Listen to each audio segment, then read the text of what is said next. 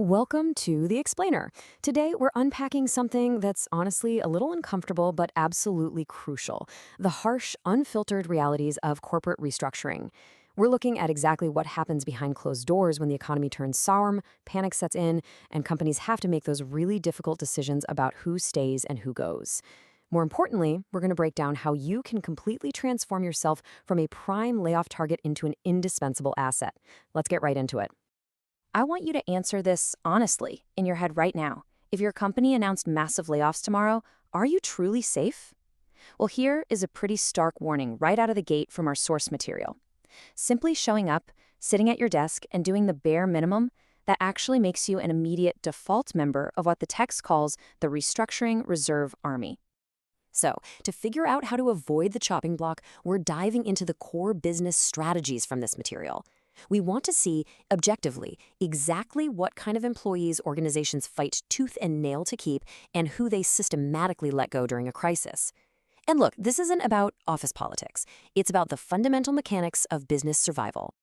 To survive the restructuring era, the guide outlines three main rules you have to master. First, understanding the actual value organizations seek. Second, having the guts to report inconvenient truths. And third, developing your questioning and proposal skills. All right, let's jump right into section 1, the value organizations seek. Before we can even talk about why someone gets let go, we kind of have to ask why a company even exists in the first place, right? Well, it all boils down to this concept of value add, or generating what the text refers to as a plus alpha. Basically, when individuals come together to form a company, they absolutely must produce a result that's significantly greater than what they could have achieved just working totally alone.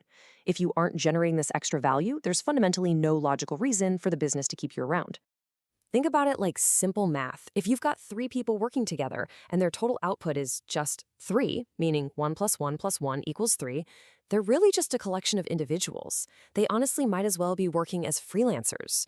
True organizational synergy means that 1 plus 1 plus 1 has to equal 4 or, even 5. But what happens when the economic weather changes? During a massive boom, sure, a company might let that 1 plus 1 equals 3 scenario slide. But when the economy tanks and the company is bleeding money, no way. They can only afford to keep the employees who are actively generating that plus alpha. Those passive workers just doing the bare minimum, they are absolutely the first ones cut. Which brings us to section 2, reporting inconvenient truths.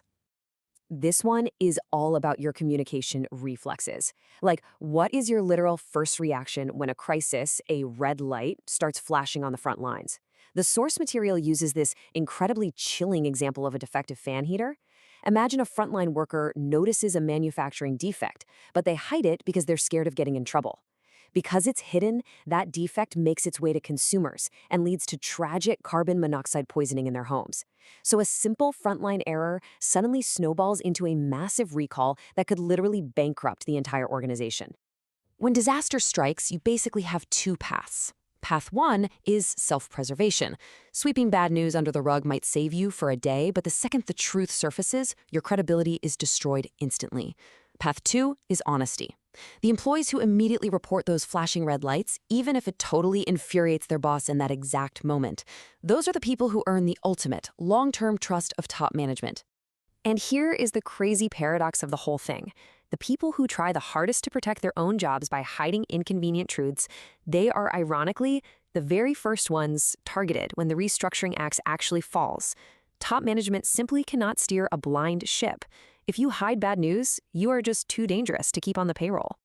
Okay, let's move on to section 3, questioning and proposal skills. This final survival phase requires a complete behavioral shift from just passively waiting around to actively proposing solutions. The text uses a great retail analogy. Imagine a clothing store salesperson. The passive approach is just blindly pushing a product, right? Like, hey, how about this new shirt? But the indispensable approach uses active questioning skills. What colors do you usually wear? What kind of occasion are you shopping for? True value isn't about forcing your idea. It's about asking the right questions to uncover the hidden underlying needs of your customer, or frankly, your boss. And once you uncover that need, you propose a solution. But here's the catch. Just having a brilliant proposal on paper isn't enough. When top management looks at your idea and asks, okay, this is great, but who is actually going to execute this? You have to step up. The indispensable employee looks management in the eye and takes total responsibility, declaring, "I will do it." And you've got to follow through. An indispensable asset doesn't just pitch an idea and then ghost everyone. They constantly report back on their progress.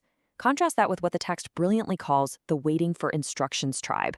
These are the folks who finish a single task and just sit there silently until someone tells them what to do next. When restructuring happens, this tribe is always the very first to go.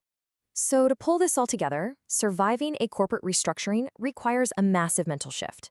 You have the restructuring reserve army on one side, waiting for instructions, hiding mistakes out of fear, producing only the bare minimum. And on the other side, you have the indispensable asset, uncovering needs, proposing real solutions, reporting red lights immediately, and constantly pushing to create that vital plus alpha value. So as we wrap up this explainer, I want you to seriously think about your workday yesterday and your workday today. Are your daily actions genuinely adding that plus alpha value to your team? Are you the one raising your hand to solve the really hard problems? Or are you sitting quietly at your desk, just waiting for instructions, while your name slowly moves to the top of the restructuring reserve list? Answer that honestly, because your career really might depend on it. Thanks for joining us, and we'll catch you on the next explainer.